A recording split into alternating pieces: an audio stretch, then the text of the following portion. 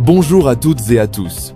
Bienvenue dans Actu 5 sur Congo Réveil, votre rendez-vous d'actualité en 5 minutes chrono pour tout comprendre sur les grands dossiers qui secouent la République démocratique du Congo.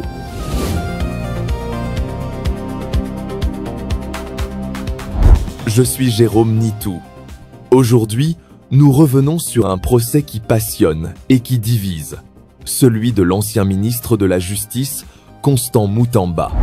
Ce mercredi 13 août 2025, la Cour de cassation, siégeant en matière pénale, a entendu le dernier renseignant dans ce dossier explosif.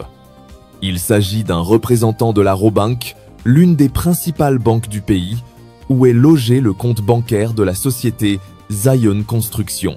Pourquoi cette société est-elle au cœur du scandale ? Parce que ce compte a reçu 19 millions de dollars américains transférés directement depuis le ministère de la Justice.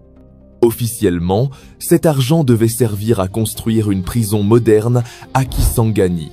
Mais aujourd'hui, non seulement la prison n'existe pas, mais les fonds déjà transférés dans le compte de l'entreprise Zion Construction. Après cette audition, la Cour est passée à la phase la plus attendue, les plaidoiries. Et le ministère public n'a pas mâché ses mots. Dans ses réquisitions, il demande 10 ans de travaux forcés contre Constant Mutamba, une interdiction de voter et d'être élu pendant 10 ans après sa peine, une interdiction définitive d'exercer toute fonction publique, et aucune possibilité de bénéficier d'une libération conditionnelle ou d'une réhabilitation. Pour justifier cette sévérité, le procureur général a détaillé une série d'irrégularités qui, selon lui, prouvent l'existence d'un schéma de détournement. Le marché a été attribué par gré à gré illégal, sans appel d'offres, en violation des règles de passation des marchés publics. Le secrétariat général à la justice a été totalement écarté de la procédure, alors que son implication était obligatoire. Aucun avis de non-objection n'a été demandé aux instances compétentes. Et surtout, le contrat a été passé avec Zion Construct, une société décrite comme fictive. Aucun siège, aucun personnel, aucune garantie bancaire. Pour l'accusation, tout cela démontre que les fonds étaient destinés à être détournés dès le départ. Petit retour sur les épisodes précédents de ce procès. Au début des audiences, la défense avait tenté de faire suspendre la procédure en déposant une exception d'inconstitutionnalité. La Cour a rejeté cette demande, considérant que rien ne s'opposait à la poursuite du procès. Autre rebondissement, 2 juges ont quitté le dossier après une récusation formulée par Constant Mutamba lui-même, qui contestait leur impartialité.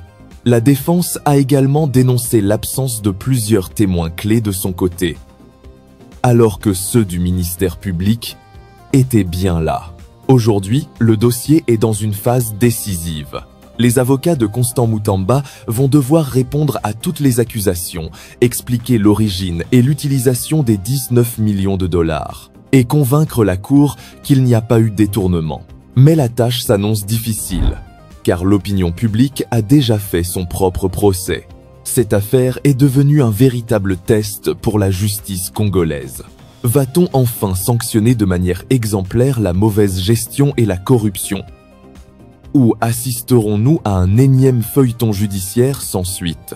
La réponse viendra dans les prochains jours, lorsque la Cour rendra sa décision. Rappelons-le, si la peine requise est confirmée, Constant Mutamba se verrait non seulement privé de liberté pour 10 ans, mais aussi banni de toute activité politique ou administrative. Un coup dur pour cet ancien ministre qui, il y a encore quelques mois, faisait partie du cercle rapproché du pouvoir. À Congo Réveil, nous continuerons à suivre ce dossier heure par heure pour vous donner toutes les infos fiables et vérifiées. Merci à tous nos nouveaux abonnés pour votre fidélité. Et si vous nous découvrez aujourd'hui, pensez à vous abonner à Congo Réveil, activez la cloche pour recevoir toutes nos alertes, likez cette vidéo, laissez vos commentaires et surtout, partagez-la autour de vous. Pour nous contacter directement, retrouvez nos coordonnées officielles dans la description de cette vidéo. C'était Jérôme Nitou pour Actu 5 sur Congo Réveil. À très bientôt pour un nouveau décryptage de l'actualité en 5 minutes chrono.